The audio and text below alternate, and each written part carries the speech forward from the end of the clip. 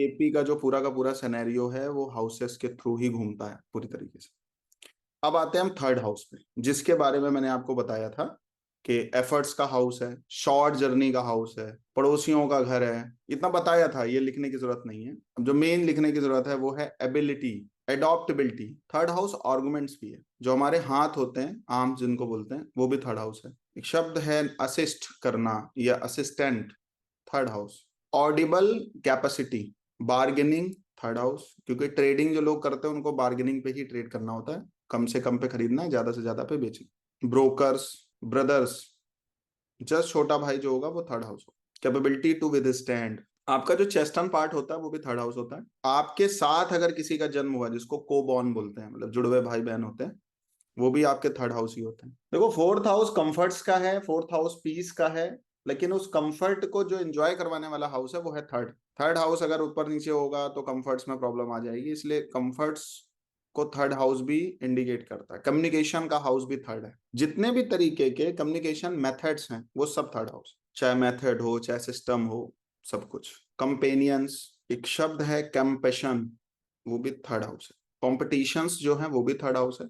और किसी भी तरह की कॉन्फिडेंशियल थिंग्स, करेज, कजिन्स, ड्रीम्स। कौन से ड्रीम्स? कुछ सपने तो देखे होते हो जिसको पूरे करने हैं। रात वाला सपना है वो ट्वेल्थ हाउस है। एक वो सपना है जिसके लिए आपके सारे प्रयास हैं कि हमारे लड़के बच्चे पढ़ लिख जाएं, हमारी फैमिली कंफर्ट में आ जाए, थोड़ी मुझे मेहनत ही क्यों ना करनी पड़े।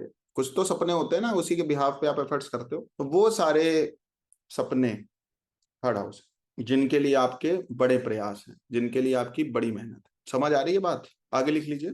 फाइट्स, ईयर का जो एलिमेंट है किसी भी तरीके का, कान जो है आपके, इसमें जितने भी एलिमेंट्स हैं वो सारे थर्ड हाउस होते हैं। जो कुछ भी आप इनमें पहनते हो वो भी थर्ड हाउस हो जाता है। किसी से सपोर्ट, क्योंकि थर्ड हाउस को सपोर्ट का हाउस भी बोलते हैं। अगर किसी से आपको हेल्प मिल रही है तो वो थर्ड हाउस के बिहाफ पे ही मिलेगी। ठीक है, चूंकि फिफ्थ से 11th हाउस भी होता है, फोर्थ से 12th हाउस भी होता है, इसलिए चेंजेस का भी हाउस होता है, स्थान परिवर्तन का भाव भी बोला जाता है इसे। ठीक है, जिनकी कुंडली में थर्ड हाउस बहुत एक्टिव होता है वो लोग कुछ out of the box learn करने का सोचते हैं। मतलब जो एक ट्रेडिशनल एजुकेशन हैं उन पर इनका फोकस बहुत कम होता है। ट्रेडिशनल एजुकेशन सिस्टम समझ गए? बीए करना है, बीकॉम करना है, बीटेक करना है, एमटेक करना है, एमबीए करना है, वो कहते हैं कुछ और बताओ। मतलब क्लियर हो रही कुछ बात थोड़ी बहुत? तो out of the syllabus, out of the box कुछ एजुकेशन गेन करने की तरफ इनका ध्यान जाता है। ठीक है, इसलिए म्यूजिकल जो टैलेंट है वो थर्ड हाउस हो जाता है। लैंडेड प्रॉपर्टी सेल के लिए, अगर आप कोई ऐसी प्रॉपर्टी परचेज करना है जो केवल बेचना है इन्वेस्टमेंट के पर्पज से, आगे रेट बढ़ेगा तो बेच देंगे, वो भी थर्ड हाउस होता है।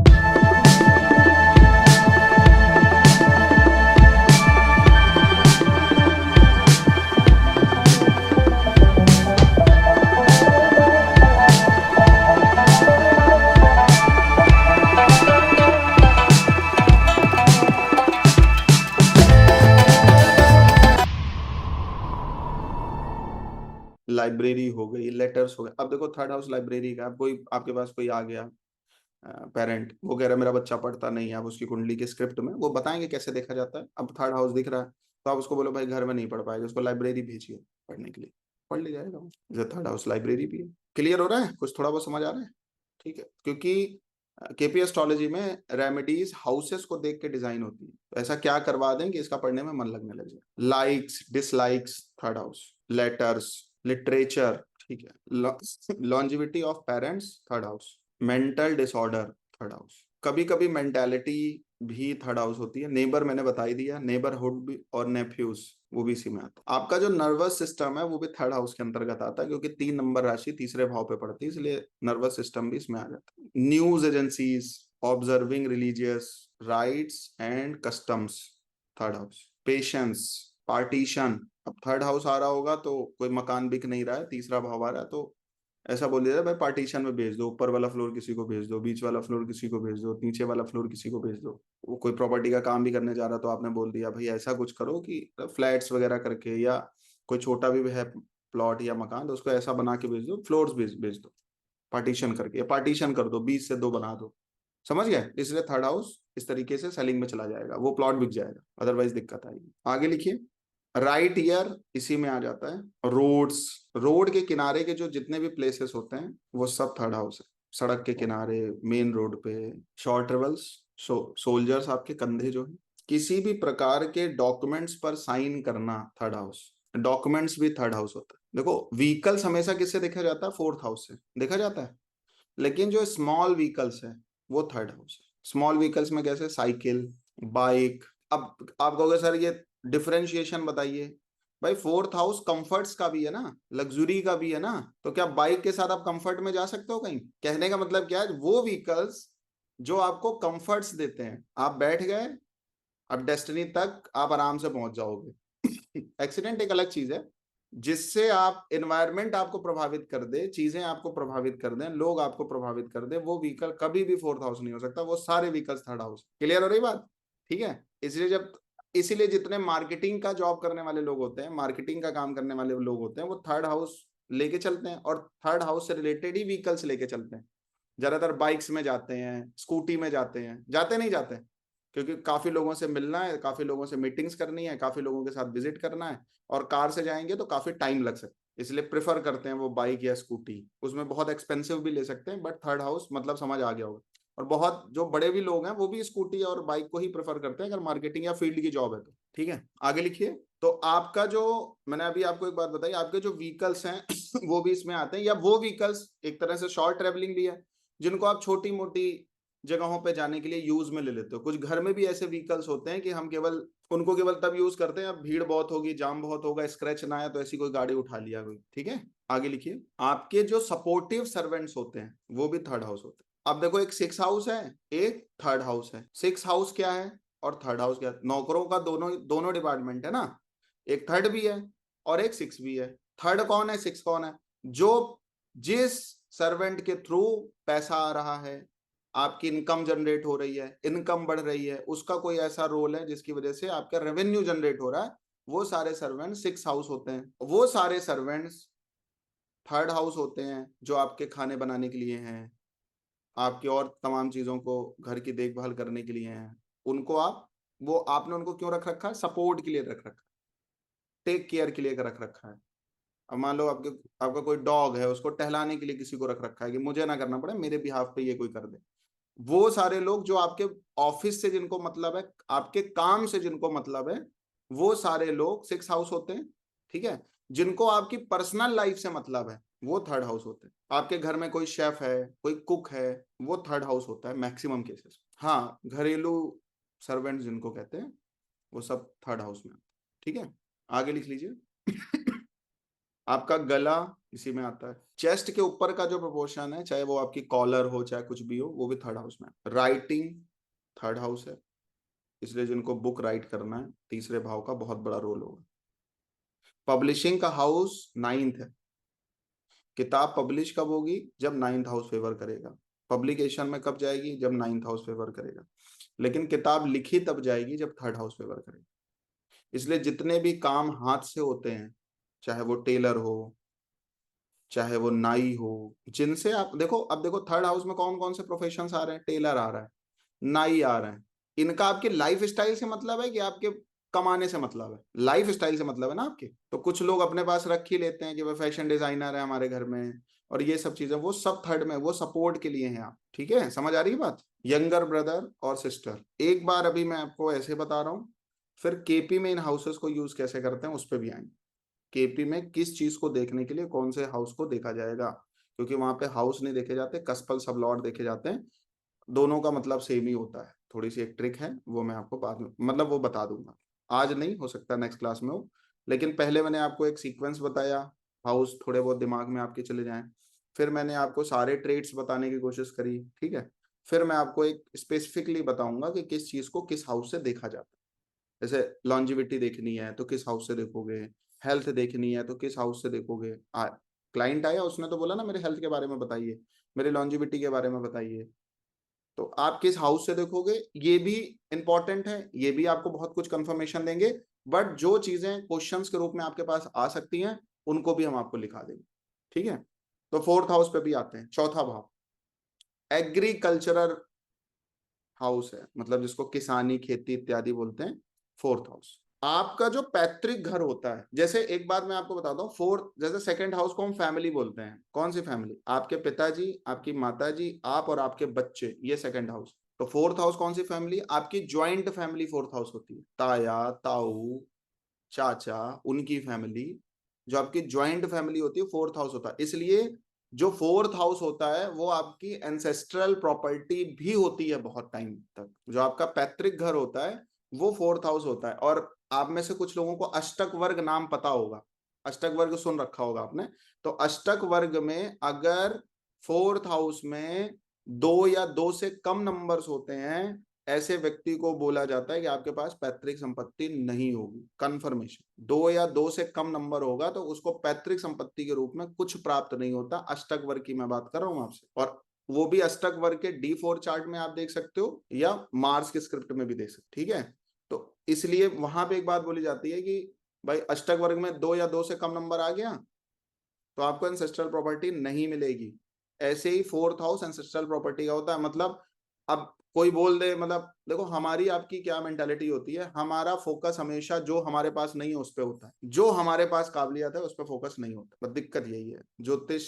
ज्योतिषी भी यही बता रहे हैं और आपकी भी मेंटालिटी वही हो गई है। बात समझ रहे हैं? जो आपके पास नहीं है उसी पे आपका सबसे ज्यादा प्रयास है, जो आपके पास है उस पर तो प्रयास ही नहीं है। इसलिए हमेशा बीइंग एन एस्ट्रोलॉजर और ज्योतिष को मानने वाले की तरह से अगर आप उसको देखोगे तो हमेशा अपने चार्ट में अपनी पॉसिबिलिटीज देखी जाती हैं, प्रोबेबिलिटीज देखी जाती हैं, अपना कोई हिडन टैलेंट देखा जाता है, उसके बिहाफ पे पूरी कुंडली रूल कर जाता है। आज की डेट में एक भी ऐसा सक्सेसफुल व्यक्ति नहीं होगा जिसकी मैरिज लाइफ इफेक्टेड ना, एक भी ऐसा नहीं मिलेगा। और जिनकी मैरिज लाइफ बहुत अच्छी चल रही है वो सक्सेसफुल नहीं मिलेंगे आपको। कुछ ना कुछ चलता ही रहता है।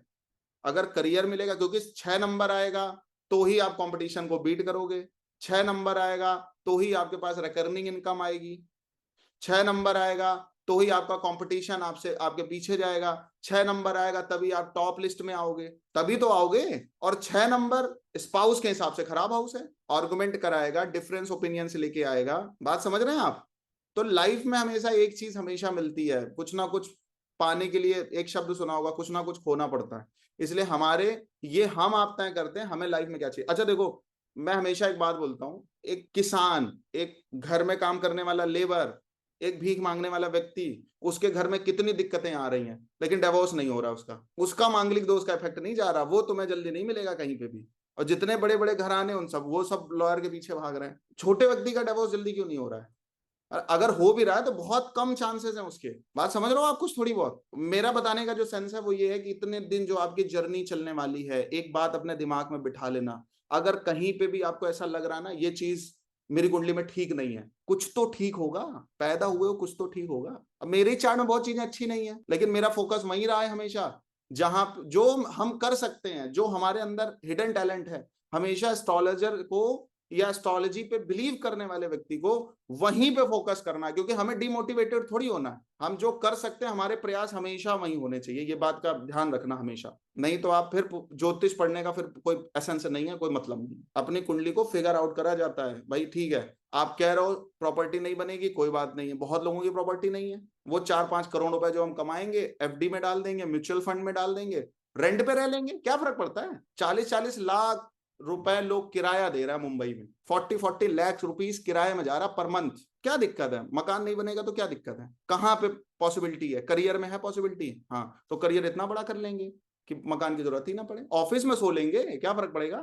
स्वामी विवेकानंद जी को पता चल गया था 42 ईयर ही है मेरे पास, और 42 साल की उम्र में इतिहास रच के चले गए, अभी तक हम आप उनकी पूजा कर रहे हैं। वो तो पुण्य आत्मा थे, परमात्मा थे, ईश्वर का साक्षात्कार हुआ था, चाहते तो अपनी आयु भी बढ़ा सकते थे। लेकिन कभी खुद को जानने का मतलब ये नहीं होता है।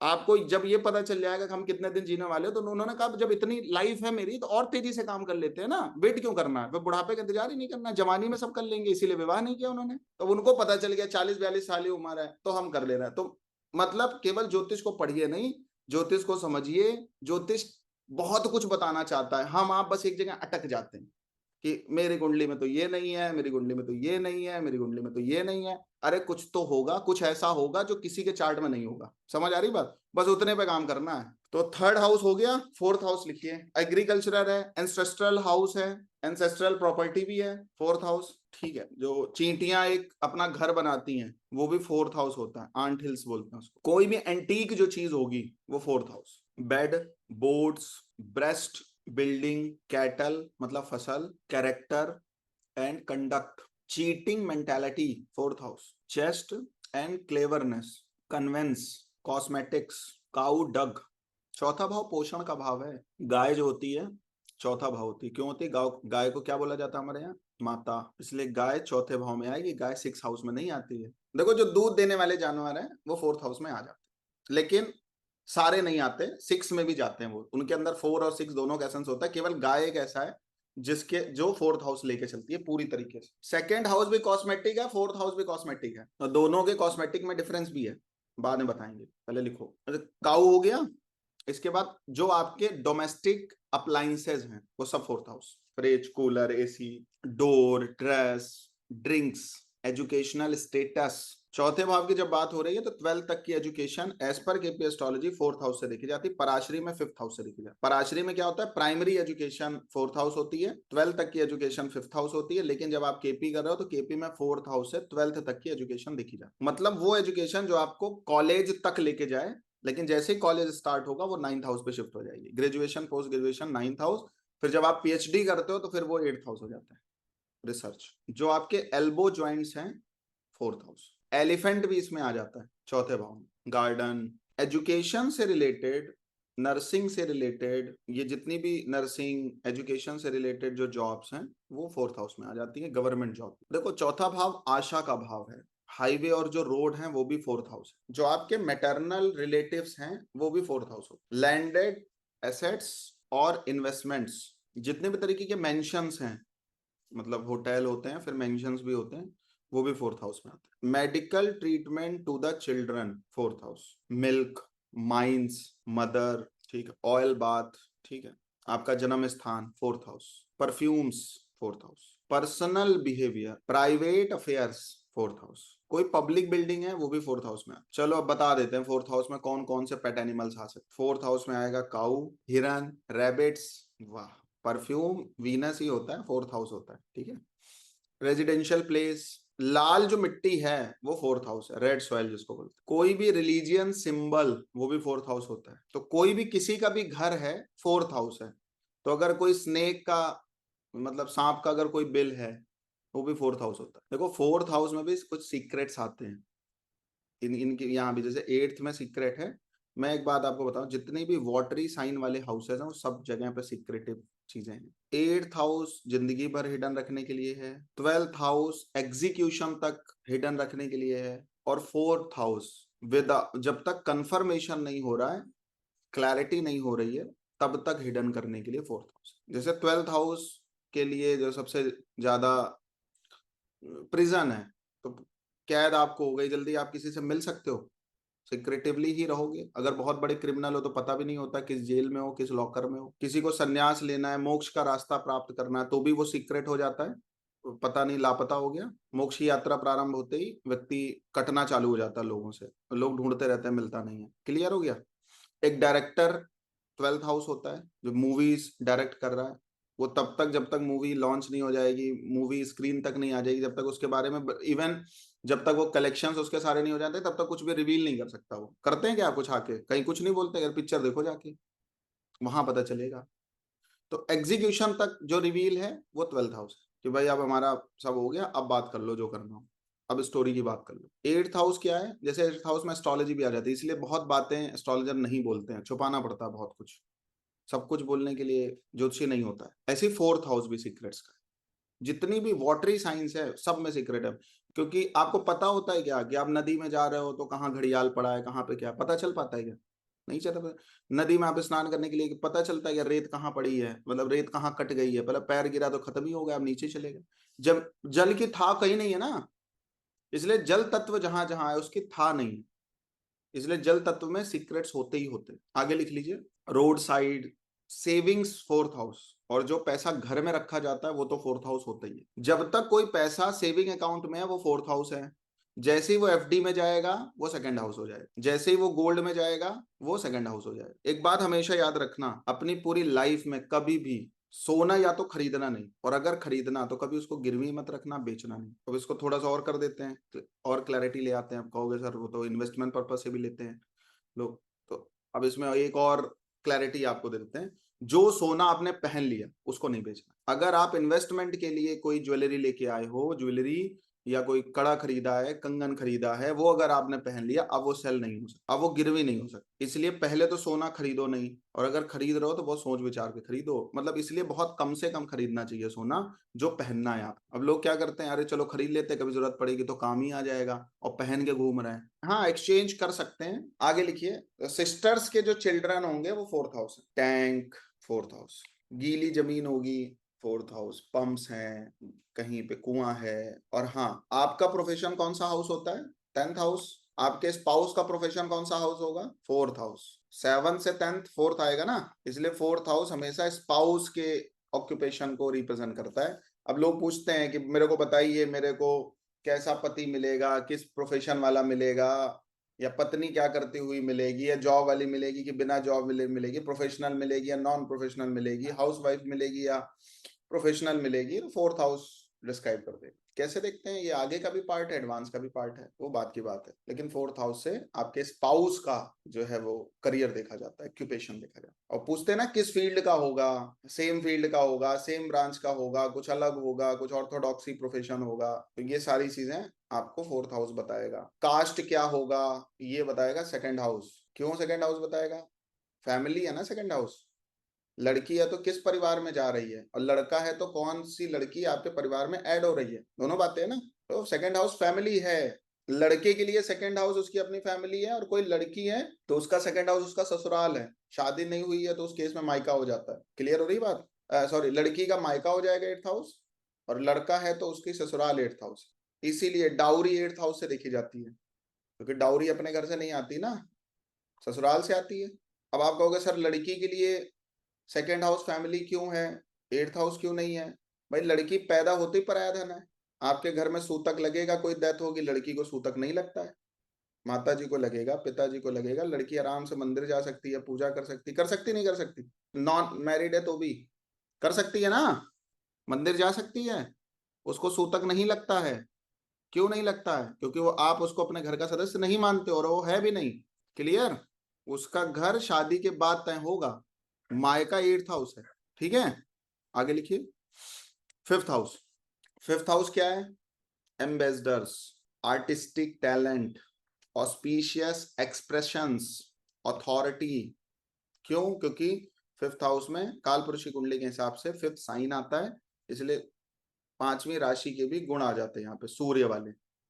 जो आपके शरीर का पीछे का हिस्सा है, जिसको बोल सकते हैं हम लोग back side of the human body, वो 5th हाउस होता है। बैड प्रिंसिपल्स, आपकी जो बैली है, इसलिए जिनका 5वां भाव बहुत अच्छा होगा उनकी तोंद नहीं होगी। 5th हाउस एक्टिंग का होता है, एक्टर्स का होता है नहीं होता है? उनका पेट दिखेगा जल्दी, हीरोइन है तो भी नहीं दिखेगा, बैली नहीं दिखेगी, दिखेगी तो करियर खत्म है उसका। 5th हाउस से रिलेटेड जिनका भी प्रोफेशन है वो हेल्दी एडॉप्ट हो ही नहीं सकते, पेट नहीं दिखना चाहिए। और बीच में कपिल शर्मा मोटा हो गया तो उसको उसके शोज कम हो गए, लोगों ने देखना बंद कर दिया।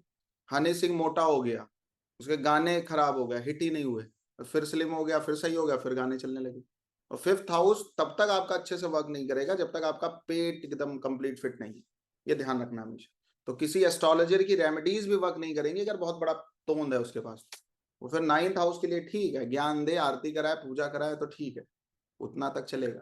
पूजा पाठ कर ले, पंडित जी के होते हैं, वो आशीर्वाद बहुत है उनका। पैर छुआने तक तो ठीक है, मतलब ब्लेसिंग्स ले लो, अच्छी बात है। रेमेडीज वर्क नहीं करेंगी जब तोंद बहुत है, पेट बहुत है। जो मोटे बहुत होते हैं, हेल्दी बहुत होते हैं, काउंसलर बहुत अच्छे होते हैं, मेंटोरशिप बहुत अच्छी होती है, उनका बहुत बिलीव रेमेडीज देने में नहीं होता है, उपाय देने में नहीं होता है।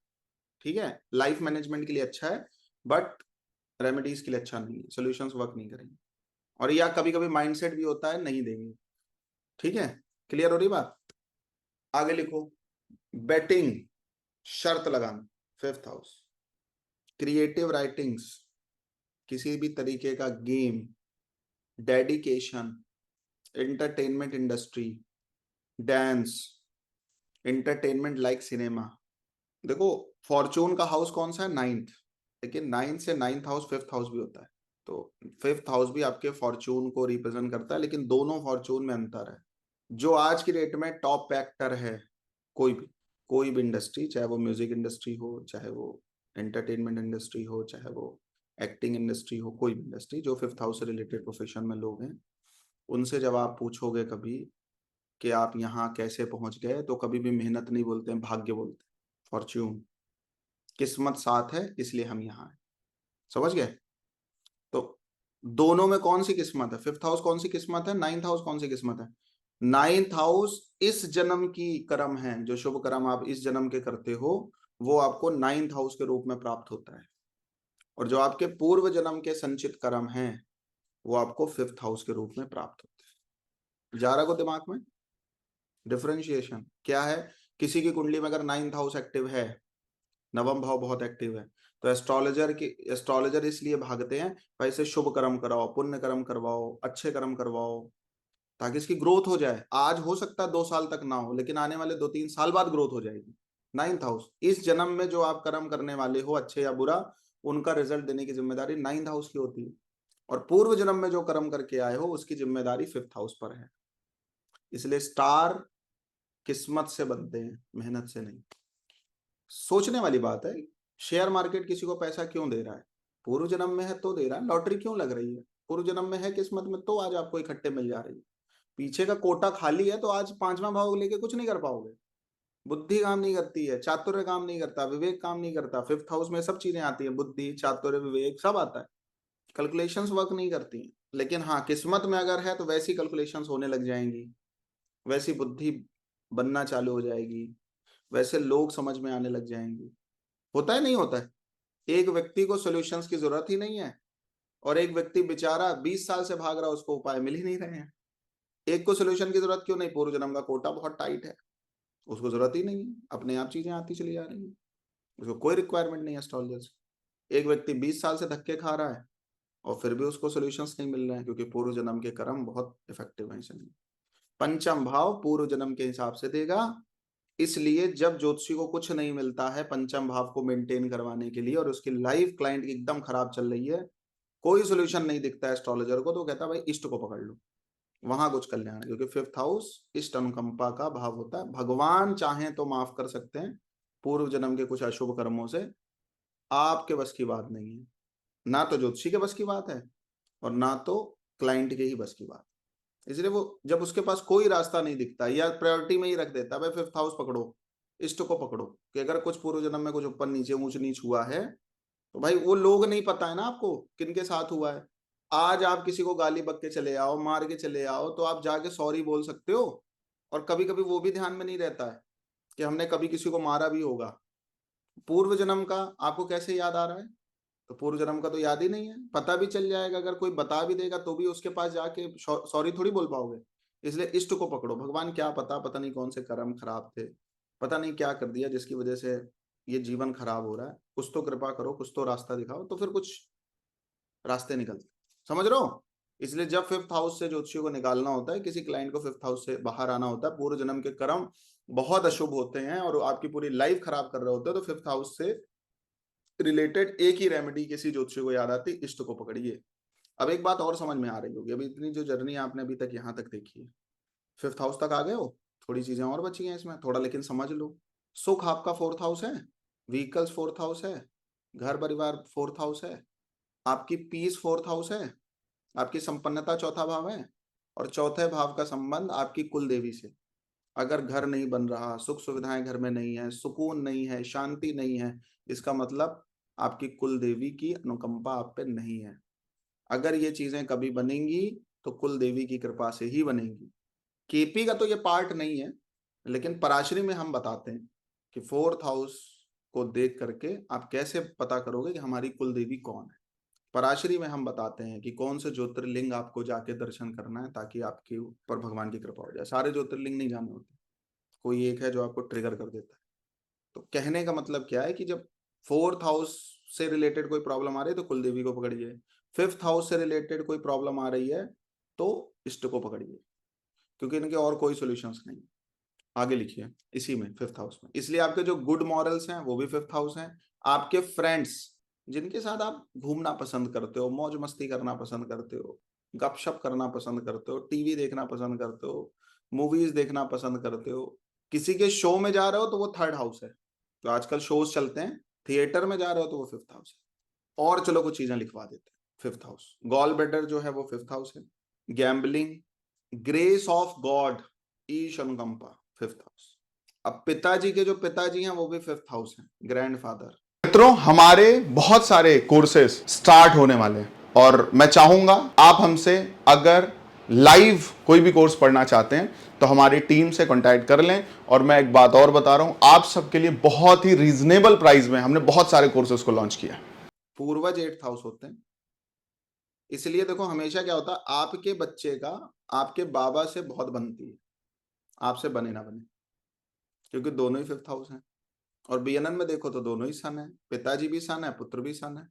भाई आपके बच्चे से आपकी बने ना बने, आपके बाबा से जरूर बनेगी। इसलिए बीएनएन में एक बात बोली जाती है कि बाबा के कर्म पोते को लगते हैं।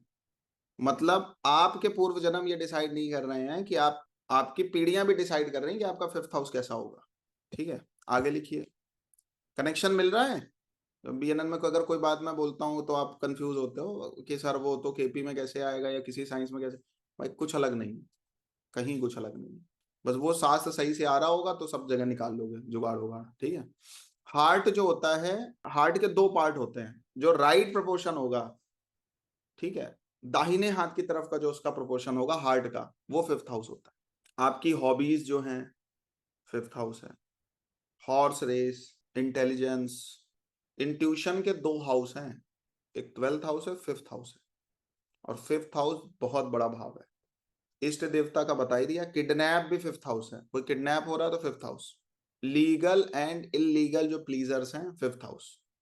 Love affairs, lottery, interest, liver, mantra, memory, mental ability, messenger.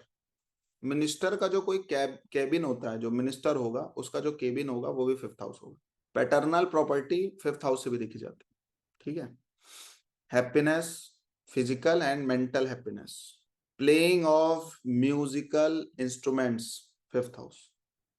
Pregnancy, पूर्व जन्म भी फिफ्थ हाउस है और नेक्स्ट जन्म ट्वेल्थ हाउस। ठीक है। जो अब पजल हो गया, रेस हो गई, ये सब फिफ्थ हाउस है। एक बड़ा ही घृणित शब्द है, मुझे लगता है इंडिया में नहीं होना चाहिए लेकिन हो रहा है, rape, fifth house. Romance, recreational activity, fifth house. Spiritual practices, spleen, sports, stock exchange, stomach.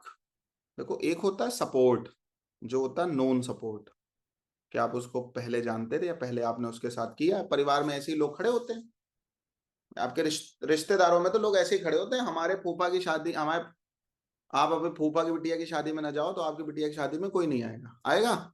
और आप किसी के यहाँ गए होंगे, भीड़ दिखाए होंगे, तो आपके यहाँ भीड़ है। ये थर्ड हाउस है, क्या, नॉन सपोर्ट्स। कि भाई आपने किसी लड़की की शादी में आपने खूब उपहार दिया, खूब बढ़िया दिया, आज आपकी बेटी की शादी है तो घर भर गया, लोगों ने खूब भर भर के आपको भी सपोर्ट किया, या आपका काम निकल गया। मतलब रिलेटिव्स के थ्रू, नेबर्स के थ्रू, पड़ोसियों के थ्रू, आपके रिश्तेदारों के थ्रू, मतलब नोन में कोई है जो आपके काम आ जा रहा है, थर्ड हाउस। कोई अननोन आपके लिए खड़ा हो रहा है, फिफ्थ हाउस। बड़ी बात है, जिसको आप जानते भी नहीं और वो आपके घर आए और एक बैग रुपए दे के चला जाए, बोले आप अपना इलाज करा लीजिए। इष्ट अनुकंपा, वैदिक चैंटिंग, मंत्र जब भी बोल सकते हैं, फिफ्थ हाउस। लर्निंग या वैदिक टीचिंग और learning, wisdom, worship, exercises, fifth house. ठीक है। प्रैक्टिसेस भी फिफ्थ हाउस होता है। फोर्थ हाउस और फिफ्थ हाउस में डिफरेंस है, दोनों ही एजुकेशन के हाउस हैं, लेकिन फोर्थ हाउस पढ़ाकू टाइप का है और फिफ्थ हाउस इंटेलिजेंट। चौथे भाव वाले को साल भर पढ़ के पेपर देना है, पास होना है। फिफ्थ हाउस वाले को एग्जाम के 1-2 महीने पढ़ना है और पास हो जाना है। Clear? Six house, six house, accidents, allegations, bad habits, banks. इसमें बैंक्स में लोन अकाउंट आ जाता है, होता है ना लोन अकाउंट, लोन अकाउंट होता है, सैलरी अकाउंट होता है, सिक्स हाउस।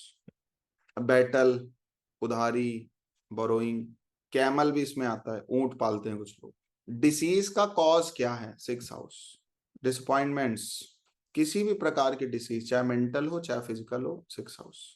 लेकिन छठे भाव के साथ एक चीज और जुड़ी है, वो डिसीज जो कवर हो सकती है, क्योर हो सकती है, वो सिक्स हाउस। तो छठे भाव में कौन आता है? जिससे आदमी, मैंने बोला वो पेट एनिमल्स जिनसे आदमी काम लेता है, जिनसे कमाता है, अर्न करता है, वही जानवर इसमें आते हैं। तो गाय को क्यों पाला जाता है? पोषण के लिए, ठीक है। लेकिन कैमल से काम लिया जाता है, डंकी से काम लिया जाता है। डेप्थ आपके इसी में आते हैं, कर्जे। क्रिमिनल एक्टिविटीज, आगे लिख लीजिए, एम्प्लॉयज, एनिमीज, फियर, फूड, कोई चीज भूल जाना, सिक्स हाउस। और छठे भाव जिनका बहुत एक्टिव होगा दशांत दशा में, उनसे चीजें बहुत भूलती हैं, भूल जाते हैं। ग्रीड भी यही है, ह्यूमिलेशन भी यही है, हंगर भी यही है, हाइजीन भी यही है, सिक्स हाउस। क्योंकि हाइजीन नहीं होगा तो बीमारियां होंगी, illness, ill health, difference opinions, any how, किसी भी प्रकार की इंजरी, चाहे वो एनिमल के थ्रू हो, फायर के थ्रू हो, या वीपन के थ्रू हो, six house. Maternal uncle and aunty, मतलब मामा मामी, quarrel, opposition, nursing care, obstacles, pet animals जो घरेलू जानवर हैं, वो सब इसमें आ जाएंगे। Poison, physical injury, recovery from disease, small business outlets, step mother इसी में आती है। इसलिए हमेशा शत्रुता रहती है। सबऑर्डिनेट्स, बॉडी में कहीं भी स्वेलिंग होगी, सिक्स हाउस। किराएदार भी छठा भाव होता है। क्यों होता है? क्योंकि वो आपको पैसे दे रहा होता है। थेफ्ट, चोरी, throat disorder, unhealthy, unnatural death, सांप के काटने से, पानी में डूबने से, वीपन्स के थ्रू, कोई टेंशन में अगर कोई डेथ होती है तो वो इस तरीके की कैटेगरी में आती है, अननेचुरल डेथ। सांप काट ले, आप मर जाओ, पानी में डूब जाओ, गोली लग जाए, खुद जाके कहीं चले जाओ, लड़ भिड़ जाओ, कट जाओ, ये जो इतनी प्रकार की चीजें होती हैं वो अननेचुरल डेथ में जाती है। अनटाइमली फूड, जिनका सेक्स बहुत एक्टिव होता है उनको खाने का ध्यान नहीं होता है। देखो, आपके हस्बैंड के पास अगर वर्कलोड बहुत है तो टाइमली नहीं खा सकते। टाइमली कौन खाता है? जिसके पास कोई काम नहीं है। जिसके पास काम है वो टाइमली खा ही नहीं सकता। जिसका सेक्स हाउस पॉजिटिवली वर्क कर रहा है वो कभी टाइमली नहीं खा पाएगा, याद रखना ये बात। नहीं खा सकता, सिक्स हाउस वाला टाइमली नहीं खा सकता। अब आपको, नहीं सर जॉब में तो होता है, जॉब में भी कोई काम है तो कभी कभी आधा एक घंटा ऊपर नीचे करना पड़ जाता है। खाने पे जिसका ध्यान होगा उसका काम नहीं चल रहा होगा, जिसका काम चल रहा होगा उसका खाने पे ध्यान होता ही नहीं। मेरी जो ऑब्जर्वेशन है, और मुझे लगता है वो ठीक है कि नहीं है, बताओ आप लोग। इसलिए मैक्सिमम केसेस में देखा जाता है सिक्स हाउस। एक बात और बताते रहे, छठे भाव जो है वो हर चीज को लेके अनटाइमली है। अब किसी की शादी है तो वहां भी को रात में पहुंच रहा है जब सारा काम निपटा लिया। अब मेरी भांजी का ही बर्थडे था तो हम क्लास ले रहे थे, 11:30 बजे रात में पहुंचे हैं। ये है, समझ रहे हो आप? तो अगर दिमाग में आपके काम है तो फिर कोई चीज टाइमली हो ही नहीं सकती। वही चीज टाइमली होगी जो क्या काम टाइमली हो जाएगा। बाकी सारी चीजें अनटाइमली रहेंगी, खाना पीना, घूमना टहलना, रिलेटिव्स, सब चीजें। ये सब चीजें सिक्स में आती हैं। अभी और भी बहुत सारी चीजें, भले इतना बहुत है अभी आपके लिए। सेवंथ हाउस लिखो। तो छठा भाव रोग ऋण शत्रुओं का, हाउस ऑफ कंपटीशन का होता है। बाकी बहुत सारी चीजें लिखा दी, जितना समझ में आया उतना लिख लेना, बाकी इतना टेंशन भी ना लेना, ठीक है। कुछ मेन मेन चीजें दिमाग में रखो, बाकी इतना कभी जरूरत पड़े तो काम में आ जाएंगी, अब लिख लीजिए बस, ठीक है। सेवंथ हाउस, सेवंथ हाउस भी बैटल फील्ड का है। Bedroom, business, business partner, business tendencies, नींद ना आना, ट्वेल्थ हाउस होता है। फूड एंड बेवरेज, वो भी delicious food and beverages. Desire, seventh house एक बहुत बड़ी चीज है, बताएं क्या है? Details about the beauty, character, nature, qualities of spouse, diplomacy, disputed places. जब भी फोर्थ हाउस प्रॉपर्टी का होता है, फोर्थ सीएसएल की स्क्रिप्ट में सेवंथ हाउस आ रहा होता है, तो या तो कॉमर्शियल प्रॉपर्टी खरीदनी होती है या तो डिस्प्यूटेड प्रॉपर्टी से बेनिफिट होता है। डिस्प्यूटेड मतलब हर चीज। प्लेसेस, एनिमीज, सेवंथ हाउस भी हैं। एनिमी के तीन भाव हैं, बल्कि चार भाव हैं शत्रुता के। कोई तुम्हारा अपना शत्रु है जो कभी तुम्हारा बहुत क्लोज था, third house. Open enemy, six house. एक बात आपने अभी तक एक बात सुनी होगी, जो तुम्हारे बारे में बहुत कुछ जान रहा है उससे कभी दुश्मनी मत करो। सुना है ये कहावत? क्यों ना करी? क्योंकि वो आपका थर्ड हाउस है। कभी वो आपके सपोर्ट में खड़ा था, आज वो किसी और के सपोर्ट में चला गया तो आप खत्म हो जाएंगे। सिक्स हाउस क्या होता है? स्ट्रेंजर्स होते हैं, कोई आपकी ग्रीड है, कोई आपकी नीड है दूसरे की है और वो फुलफिल नहीं हो पाई, उस बिहाफ पे कोई दुश्मन खड़ा हो गया, सिक्स हाउस। ओपन एनिमीज, एक होता है हिडन एनिमीज, गुप्त शत्रु, जो आपका आपके अपने भी दिख रहे हैं और आपकी लंका भी लगा रहे हैं, ट्वेल्थ हाउस। और सेवंथ हाउस भी एनिमीज का होता है। अब थोड़ा दिमाग लगाओ कौन सा एनिमी होगा, सेवंथ की स्क्रिप्ट खत्म होने के बाद बताएंगे, ठीक है। खैर दिमाग हम लगाने भी नहीं देंगे क्योंकि लिखाएंगे। थोड़ा बहुत लगा पाना तो लगा ले, ठीक है। Flowers, seventh house. Ghee, kidney, ladies living areas, legal battle. जैसे बैटल मैंने बोला था सिक्स हाउस भी है, बताया था, और एक बैटल सेवंथ हाउस भी है, तो legal battle, legal bond, legal sections, life partner, litigation, lost articles, lust, marriage, marital life, name and fame in foreign countries, जिसको हम बोलते हैं globally name fame. Seventh house भी ओपन एनिमीज का होता है, आपके कोई ओपोनेंट में है सेवंथ हाउस। चोर भी होता है सातवां भाव। ओवरीज, पैशन, पार्टनरशिप, परफ्यूम्स, सौंदर्य, इसमें दोनों एक जगह और परफ्यूम लिखवाए थे, चौथे भाव में भी। चौथे भाव में फ्रेग्रेंसेस आ जाती हैं, कार में जो आप यूज करो, टॉयलेट में यूज करो, ऐसी कोई फ्रेग्रेंस है जो मतलब लॉन्ग टाइम तक उनका, उनकी एफिशिएंसी है। और ये सेवंथ हाउस वाला कौन सा परफ्यूम है? इंस्टेंट, वो जो एड वेड नहीं आता है कि क्लब में घुसना है तो लगा लिए तुरंत, वो वाला परफ्यूम। ये वेट वाइप्स आती हैं, सेवंथ हाउस होता है वो भी। Public gathering, seventh house.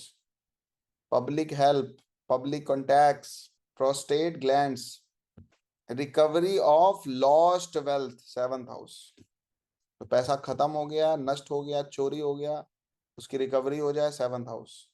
Secret love affairs, seventh house. Sexual acquired diseases, sexual act, social customs, spouse, success in love affairs, seventh house. Travels, इसमें भी टैलेंट आता है, टाइमिंग ऑफ मैरिज पे काम करना, फिर भी सेवंथ हाउस चाहिए, उस पे काम करना पड़ेगा। देखो सातवां भाव शत्रुता से बाहर निकालने का भाव भी है, ups and downs in marital life, vision, war. Seventh house को मारक स्थान भी कहते हैं।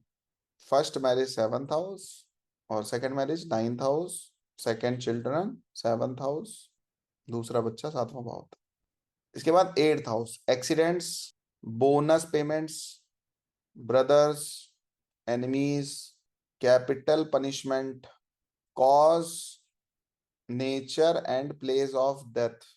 देखो आठवां भाव मृत्यु नहीं है, लेकिन मृत्यु ले जाने का माध्यम एट्थ हाउस बनता है, मृत्यु तक एट्थ हाउस ले जाता है, मृत्यु देने का काम दो भावों का है, दूसरे का और सातवें का।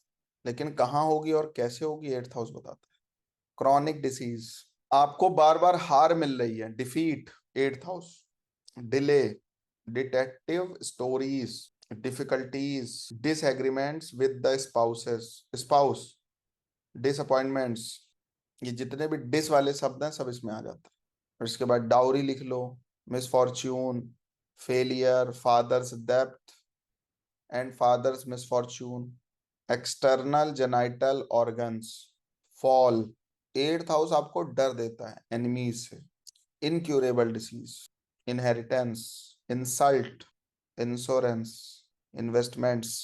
कोई डिफिकल्ट प्लेस में घूमने टहलने जाना है, लाइक माउंटेन, जहां पे खतरा हो बहुत ज्यादा। Killing of animals, eighth house. Laziness, legacy, legacy, longevity, loss of body parts. कुछ लोग मनी लैंडिंग के बिजनेसेस में होते हैं, एट्थ हाउस।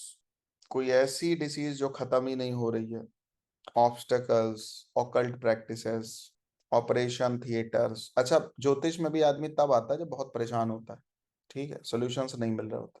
पेंशन जो आती है वो एट्थ हाउस होता है, जब तक आपकी डेथ नहीं होगी तब तक वो पैसा आएगा, इसलिए वो पेंशन एट्थ हाउस होता है, ठीक है। Pre mature death, eighth house. Private part, religious conflicts, robbery, scandal, secondary sexual features, separation, spouse wealth, आपका पैसा दूसरा भाव, आपके स्पाउस का पैसा एट्थ हाउस। इसे पत्नी को पैसा दे के आदमी भूल जाता है, और भूलना पड़ता भी है। गड्ढा है ना एट्थ हाउस, तो भाई पैसा तो गड्ढे में गया, मिले तो ठीक ना मिले तो ठीक। और जो अच्छी पत्नी मिलेंगी वो मतलब मुसीबत के समय पैसा निकालती है। जैसे इन्फोसिस के जो फाउंडर है, उनकी वाइफ ने क्रिटिकल सिचुएशन में पैसा जोड़ जोड़ के रखा था, और उन्होंने दिया कि अब नौकरी छोड़ दो, इससे पैसा लो, तो धंधा चालू करो। तो बहुत क्रिटिकल सिचुएशन में जब कोई औरत पैसा निकाल के दे रही है, इसका मतलब एट्थ हाउस आपका पॉजिटिव एक्टिव है। आगे लिखिए, क्योंकि अनअर्न्ड मनी भी यही होता है।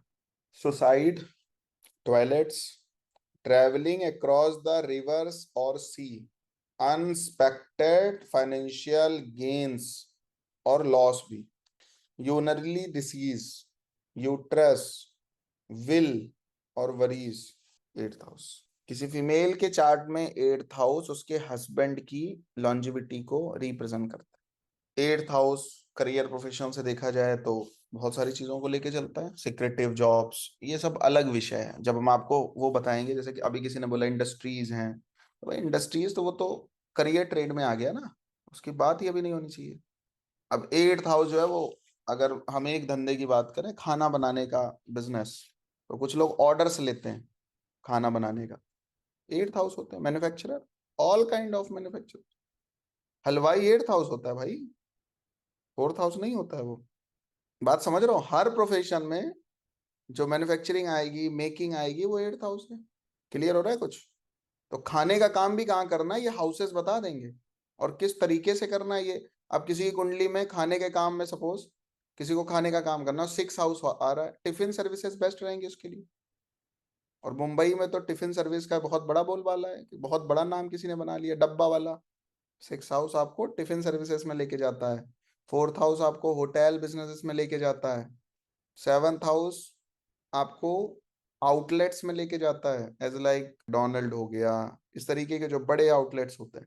थर्ड हाउस रेडी में लेके जाता है, ठेले लगाओ। सेकंड हाउस रेस्टोरेंट में लेके जाता है, स्वीट्स एंड रेस्टोरेंट्स, स्नैक्स में। समझ रहे हो कुछ मेरी बात?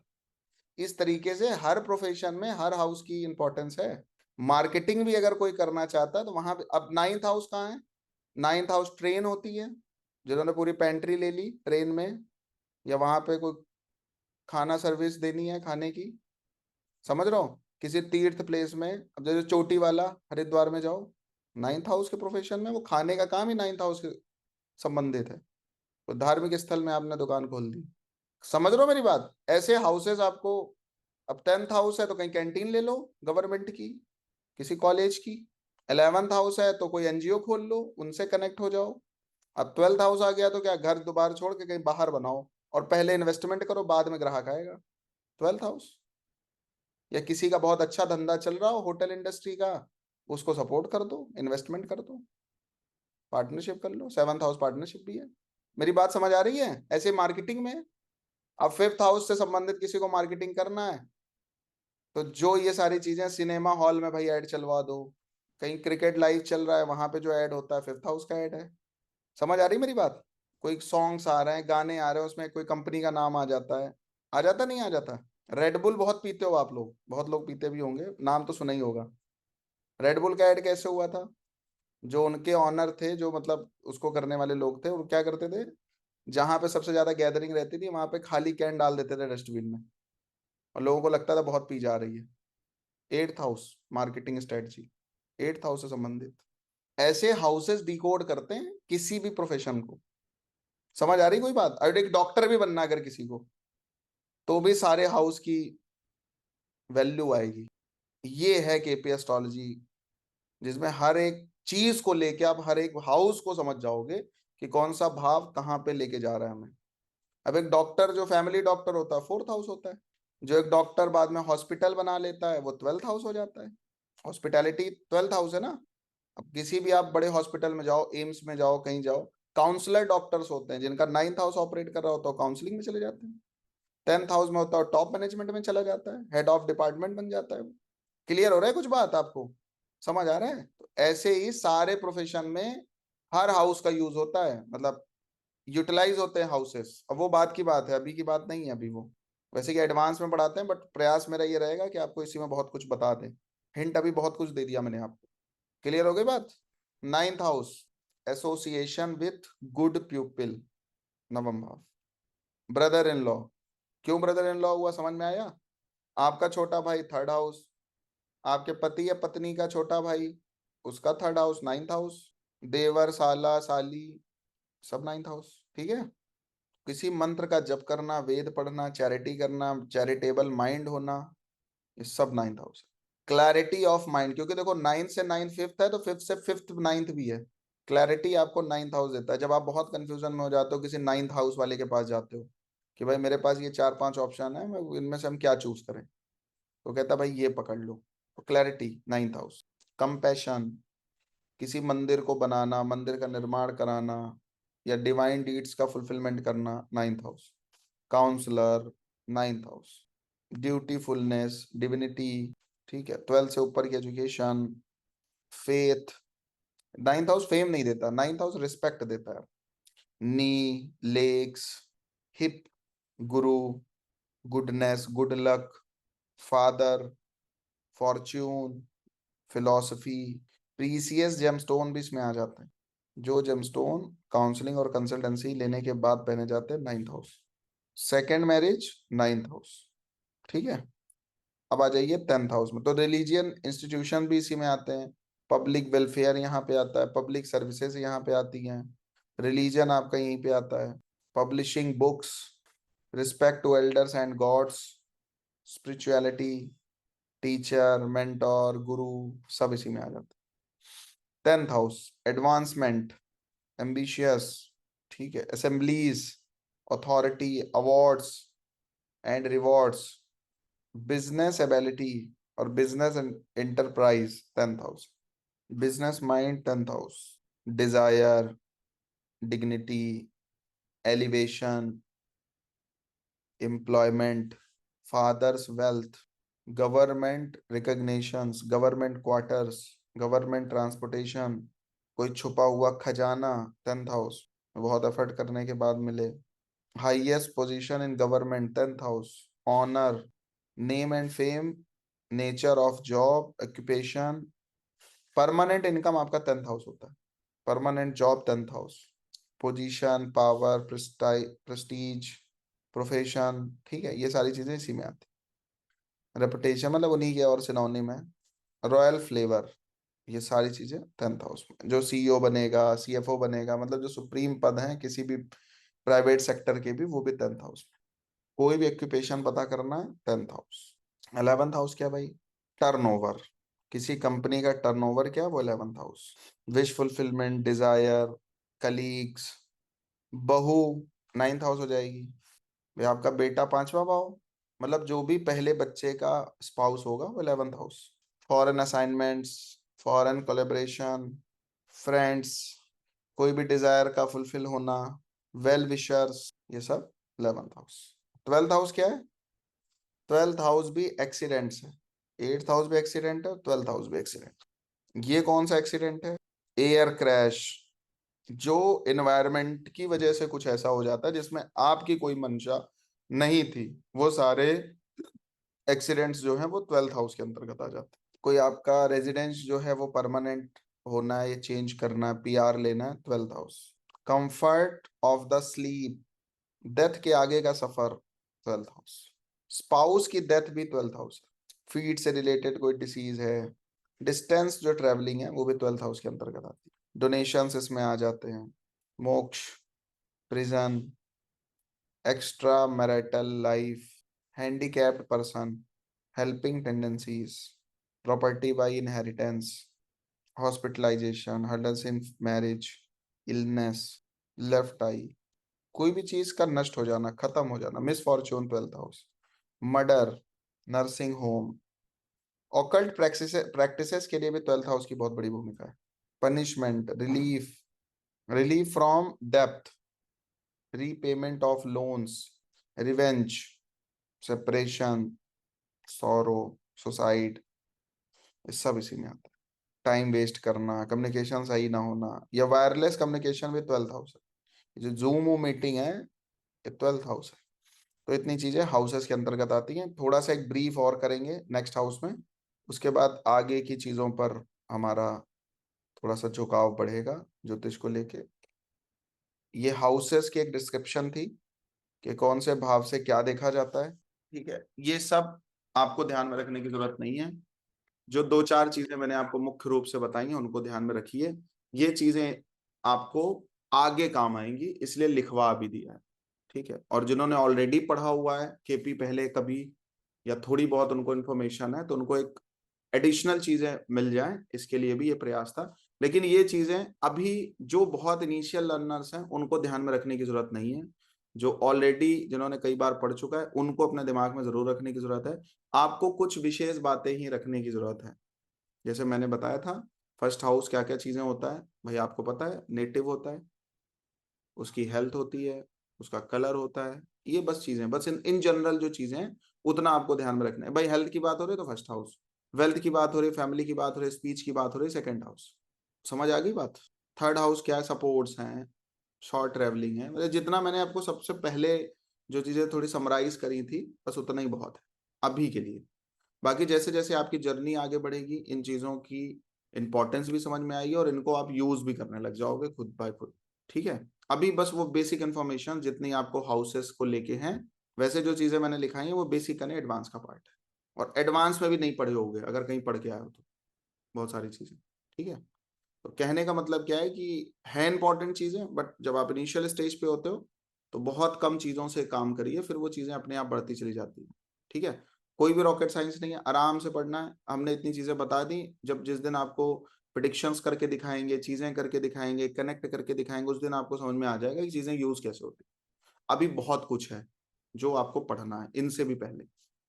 अभी आपको सबसे पहले ये पढ़ना है कि एक जब प्लेनेट की स्क्रिप्ट आप देखते हो उसमें तीन चार हाउसेस दिखते हैं, तो प्राइमरी हाउस कौन सा होगा। जैसे बीएनएन में हम क्या पढ़ते हैं कि किसी प्लेनेट के जस्ट आगे पीछे का जो प्लेनेट होता है वो मेन फोकसिंग प्लेनेट होता है, उसी के बिहाफ पे पूरी लाइफ आगे चलने वाली होती है।